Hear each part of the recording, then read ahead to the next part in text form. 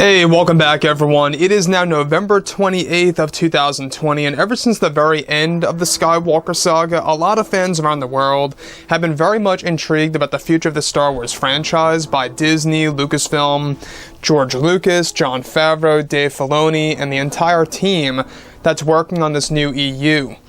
This is Mike Zero. Make sure to subscribe if you're new to the channel for future Star Wars content.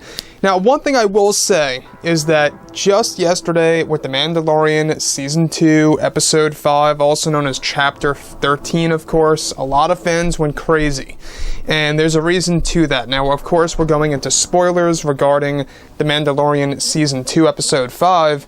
Ahsoka Tano's actual introduction in the live-action form was truly stunning and something historical. You know, we are literally witnessing a big historical moment in Star Wars. This is the very first time that we have a major character that a lot of fans really just fell in love with and bought the merchandise off of course. Very well-respected character now in live-action form.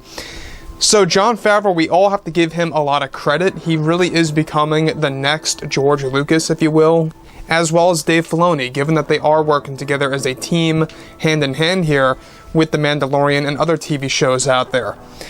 However, what's really exciting all involves the character of Ahsoka Tano and her future under Disney's wing.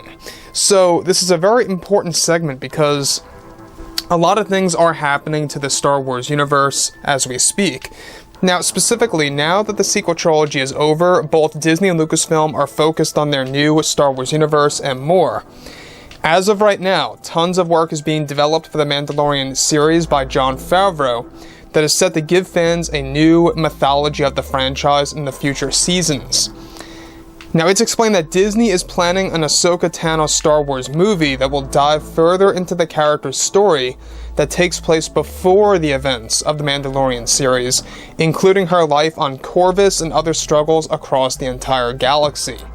Bob Iger and Chapek have been talking with Lucasfilm creatives on setting this movie to be released on Disney Plus and to make it a smaller scale film with fewer characters in the mix as well with a lower budget than traditional Hollywood blockbuster. Let's stop right there for a second. Now, I have mixed feelings on this. I don't know about you. To me, I feel that Disney Plus should strictly stick with TV shows and that's it. However, it can work. I can see as to why Disney is doing this, and we're going to get into that in just a second. They really do want to clear a way for the other movies that are going to be big blockbusters in movie theaters. Of course, due to the global pandemic, they have to wait things out till things can get back to normal. It's one of the main reasons as to why we have a little bit of a hiatus, even more so with these new Star Wars movies getting the light of day to actually be witnessed by fans. So them actually planning to have movies that are going to be lower budget, smaller scale, of course, meaning fewer characters and, you know, maybe taking place on fewer locations in the actual Star Wars universe. That could very well also be a possibility. Smaller scale seems to be their focus on Disney Plus when it comes to movies here. Now, beyond that, it's described that Ahsoka Tano, the actual movie, is also set to involve other Jedi that will be introduced into the franchise that will further develop Ahsoka's character in the new series. Disney wants to try and release a Star Wars movie on Disney Plus in order to make room for theaters when it comes to their new Star Wars trilogies that are currently in development as we speak. So far, they have two trilogies that are currently in the works. They have the one that's in the early development phase right now, and they have another one that's already in production. So that's 6 Star Wars movies right there. Now, the slots for the other trilogy have yet to be unveiled. It's most likely going to be set in between each and every other Star Wars movie from the other trilogy. So, original plans were to make it into a 6-episode TV series for Ahsoka, similar to Kenobi. However, Disney is aiming to create the first Star Wars film to be released on a streaming service without going into theaters. They are aiming to make the show take place, or the movie I should say, take place exactly 1 year after the events of Return of the Jedi, to show fans the Battle of Jakku and the final defeat of the Empire. Very interesting. The Battle of Jakku we never got to see in live action form. The fact that Disney wants to embrace that and kind of expand off of what we got in the Battlefront video games is going to be quite wild. Now we can see as to why Jon Favreau wants to do this.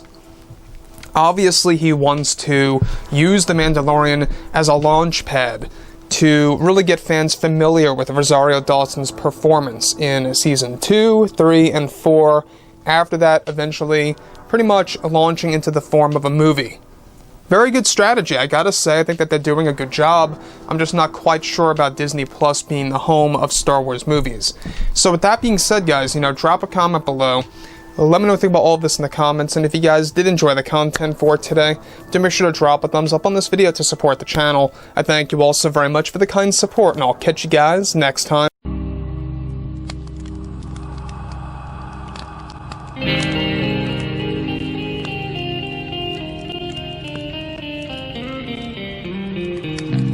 Gun in hand, we are alone again. No, from night to moon, we hear them moans again. No.